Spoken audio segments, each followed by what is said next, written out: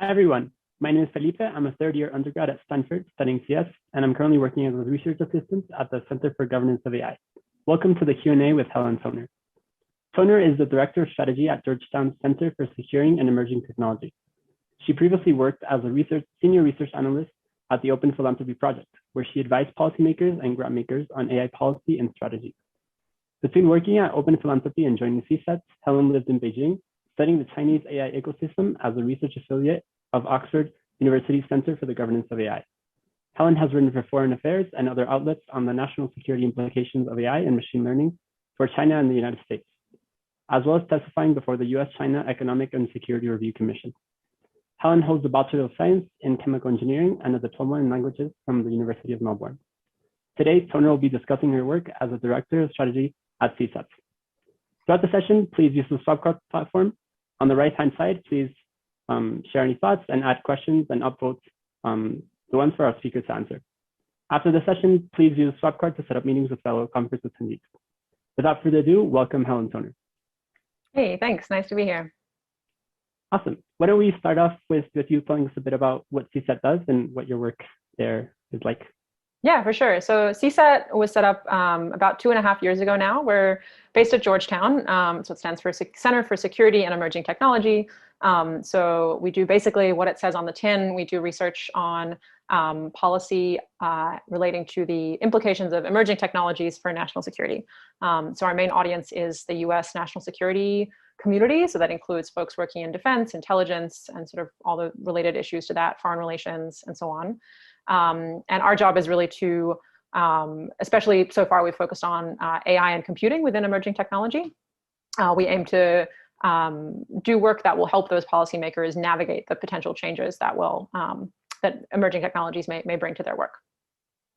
How do you see the attention of policymakers and the U.S. government changing towards AI in the following years? What policies or efforts are you most hoping to see? Yeah, it's a good question. So one thing I have to say is that AI policy as an area is very, very broad. So AI, obviously is going to affect many different areas of policy. So I think the way that policymakers see it kind of depends on the perspective they're coming at it from, whether they're focusing more on kind of health or education or on the labor market effects of AI. My work, because I work mostly on the national security implications. I'm often working with folks who are coming at it from a national security perspective. So one thing I think is going to be, I guess there's sort of maybe two big thrusts of how I see policymakers thinking about AI. One is coming at it more from the economic perspective of how is AI being used by companies? How does that affect consumers? This starts to get into kind of big tech and social media, things like that, how AI relates there.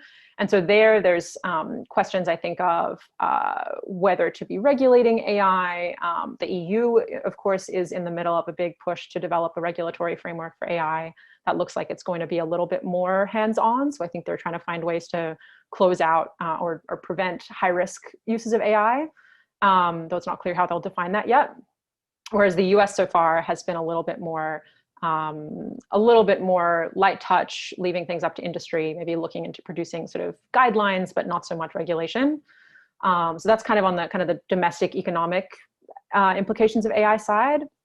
And then separately, there's more the national security implications where certainly I think over the last few years, the biggest way that national security policymakers have been thinking about AI is as one aspect of the ways that the US can compete with China. So for national security policymakers, US-China competition is a really big topic right now, and AI obviously, fits into that pretty nicely in terms of, it makes sense with if you're thinking about your work in terms of US-China competition, then it's easy to think about AI in terms of US-China competition as well.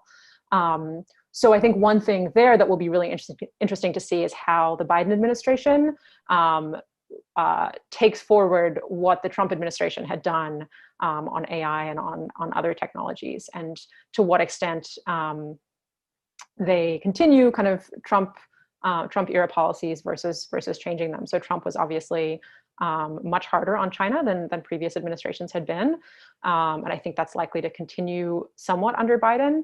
But it will be interesting to see which bits get kept in their entirety and which bits get changed. And so I think it's going to be continue to be the case that the US thinks of AI as something to compete on and as something where they need to be investing, domestically and trying to have as strong an AI ecosystem as they can in order to sort of quote unquote compete with China. But I'm hoping that that will also come along with things like working with allies on developing safe AI systems, or thinking about what democratic uses and how to use AI in a really responsible way domestically, as opposed to only thinking about kind of having to develop things as fast as possible to compete with China or that kind of thing. So I realize that's somewhat long-winded answer, but it's a kind of big question. So I hope that's at least a beginning there. Yeah, thank you. I'm also curious, how have new developments like GPT-3 made an impact on policymakers? How much attention do they pay to the latest developments? Yeah, I think mostly it takes a while for things to filter through to sort of policymakers. If by policymakers, I guess we mean, maybe members of Congress, but also people working in the executive branch.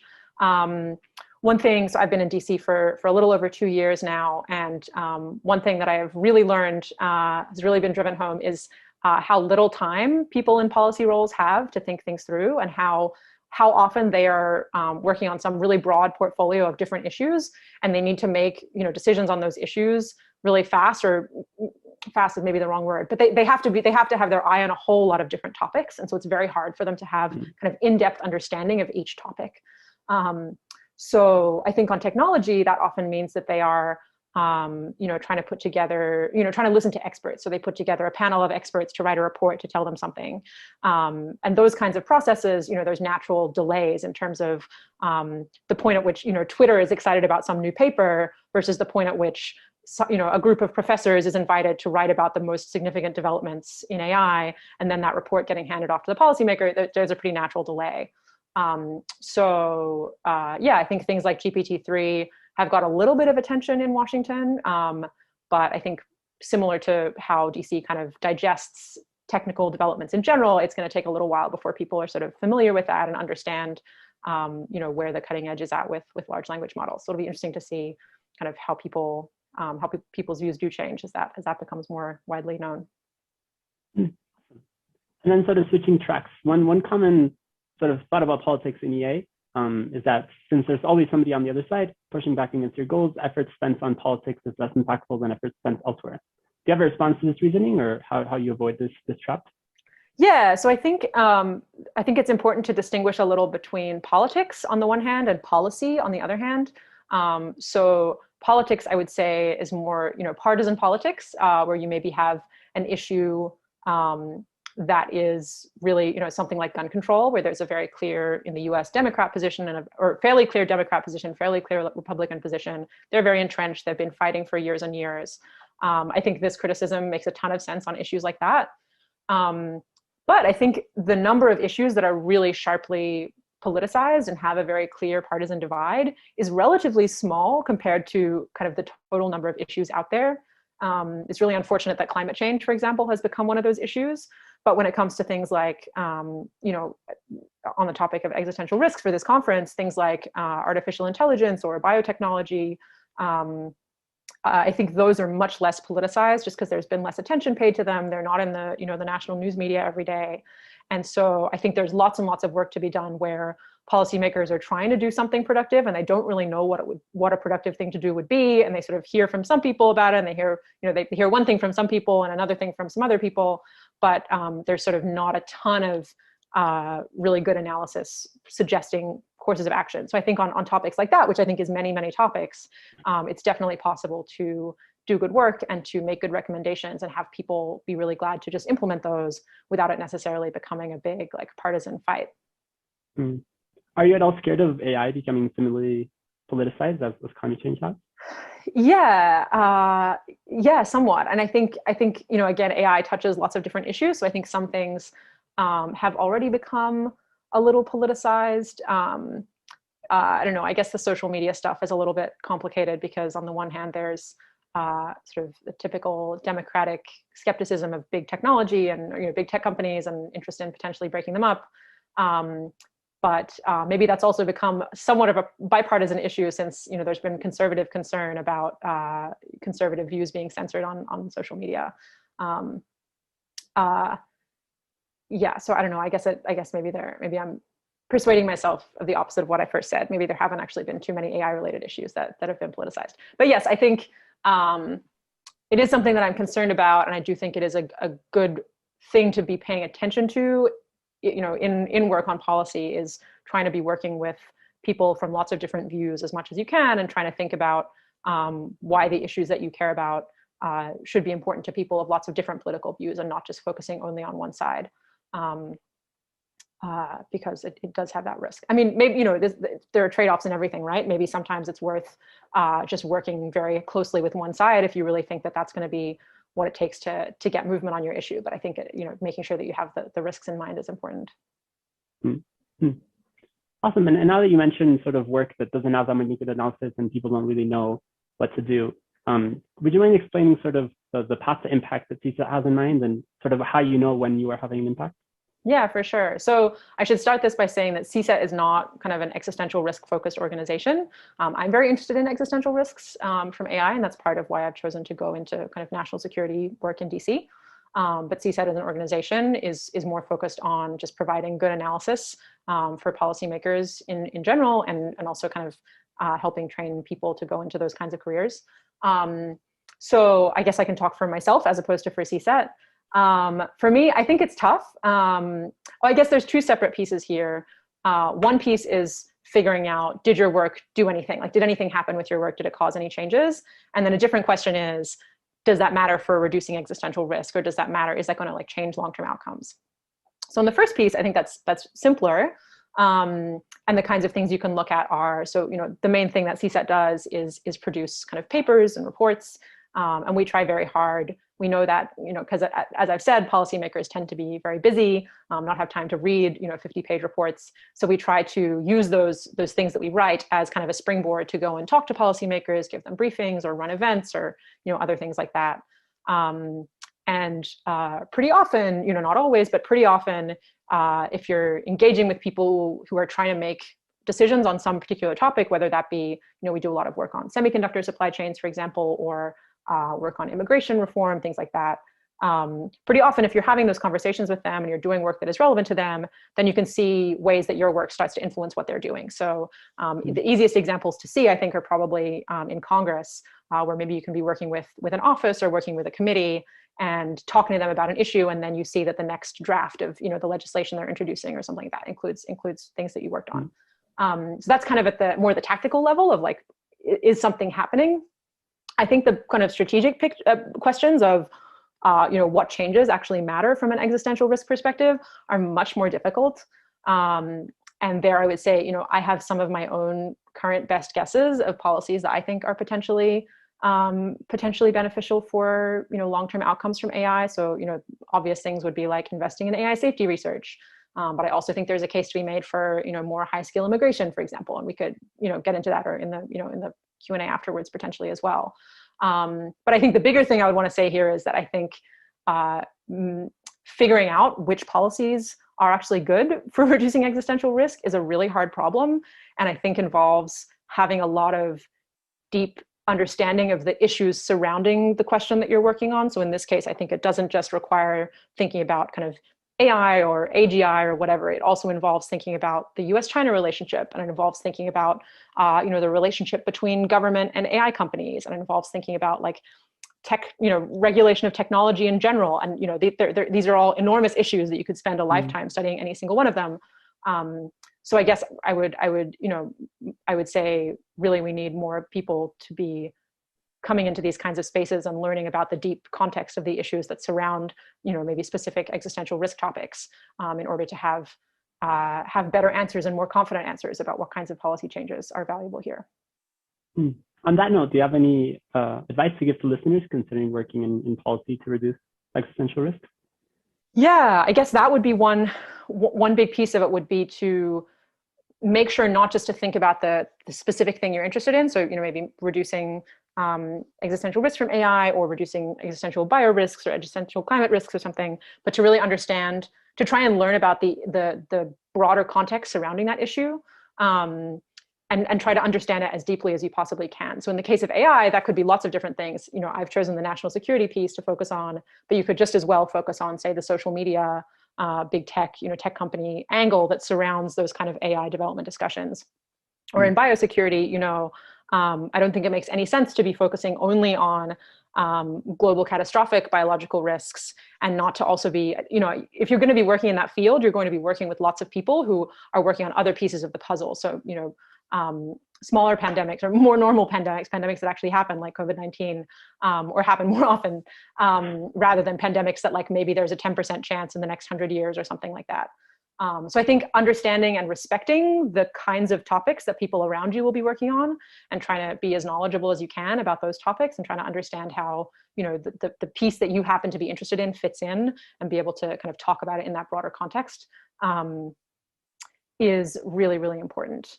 And I guess related to that as well is, the nature of existential risks is that they are relatively low probability compared to other types of harms that can happen more often, right? So there's all kinds of bad things going on in the world all the time.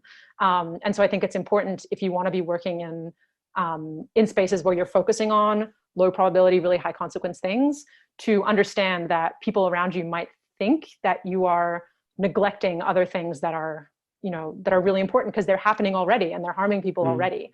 And so I think being able to navigate that well is really important. So it doesn't, for example, I think often, folks who are interested in existential risk often want to say something along the lines of, well, on the margin, it would be good if we were paying more attention to these existential risks. If we're going to spend an additional $100 million or something, maybe it would be good to invest that in existential risk reduction as opposed to these other things that we're already spending money on.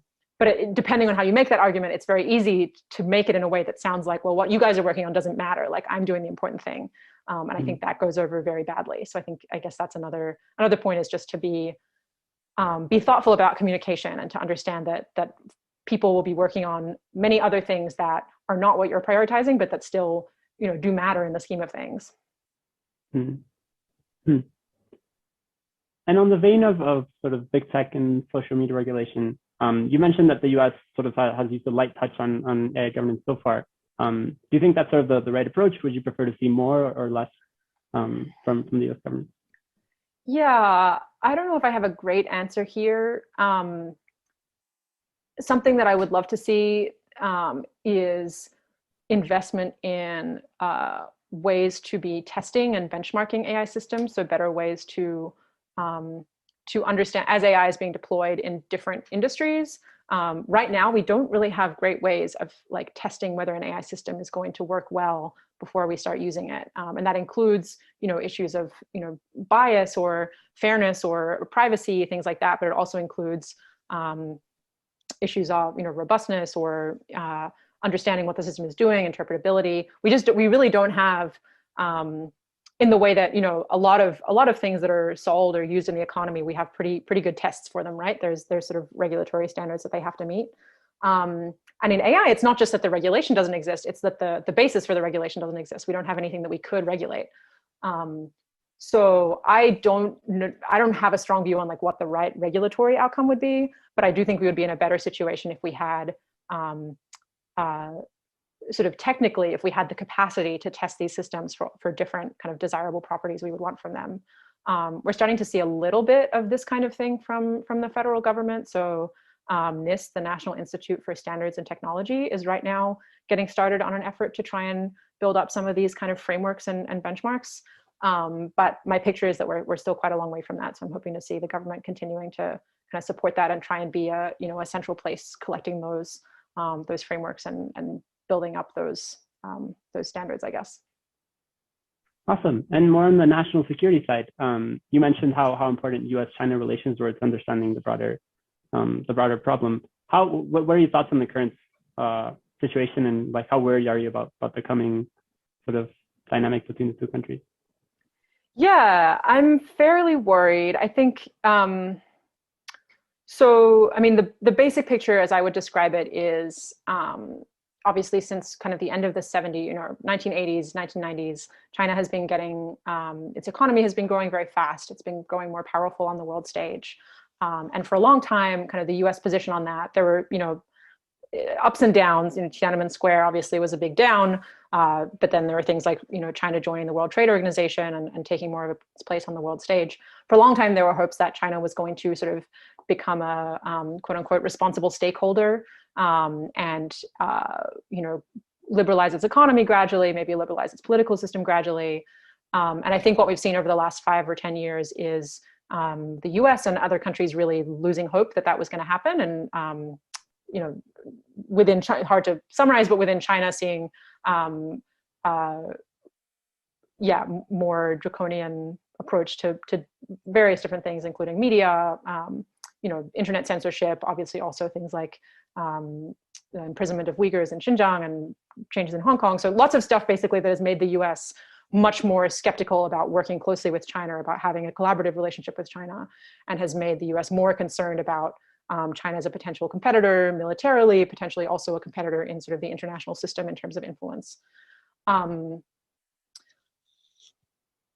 And, this is for AI. I mean, I think a lot of, for a long time, folks who have thought about risks from AI have thought that one really bad outcome could be if you have 2 different parties, for example, the US and China, kind of racing to build AI or to build AGI as quickly as possible, and neglecting safety concerns. And I do think that the current sort of US-China relationship and the emphasis on competition and the sort of relatively adversarial nature of that relationship is pretty dangerous from that perspective. But I also think it's really hard to know what would be an improvement given kind of the reasons for concern that the US has. I don't think that this is just a case of Donald Trump didn't like China, and so he, was unnecessarily hawkish. I think it's actually a really tough problem to think through what we would want the relationship to look like going forward. So one thing the Biden administration has talked a lot about, and that I think would be a better approach, is rather than just being all, US versus China, America first, to instead be thinking about kind of what kinds of principles we want to be upholding and working with allies to uphold those principles. I think that could apply to AI as well. And, that would obviously transfer over to building safe AI and building AI that promotes democratic values and so on and so forth. So I think that's one of the more positive ways I could see things going, but I think it'll depend a lot on the extent to which tensions kind of increase or decrease over the coming years, which is obviously really hard to foresee. Cool. And CSET has published a lot about semiconductors. Would you mind sort of explaining what the story is there and how that fits into China? Yeah, for sure. So very briefly, because I know we're getting to the end of the session, semiconductors, of course, are, what powers AI. They power all our electronic technologies, but the most advanced semiconductors, kind of newest generations, are really important for cutting edge models, for training large models. Right now, right now, China has been building up its domestic semiconductor industry. It's able to produce lots of kinds of semiconductors domestically, but they're mostly older generation semiconductors. And so one thing that CSET has been pushing for is that there's a very small number of companies that produce the equipment you need to make the most cutting edge semiconductors.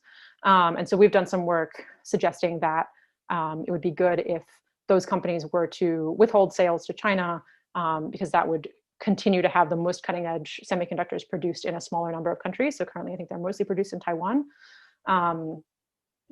which could potentially enable sort of better governance of semiconductors down the line, versus if China is able to build up its own kind of domestic industry and produce advanced semiconductors there, that will just make it, it'll mean that there's sort of more proliferation of the most advanced chips, which would make it harder to kind of do any meaningful governance on compute in the future. That's a very, very short version. We'd be happy to, again, talk more with folks about that in kind of the after session chat.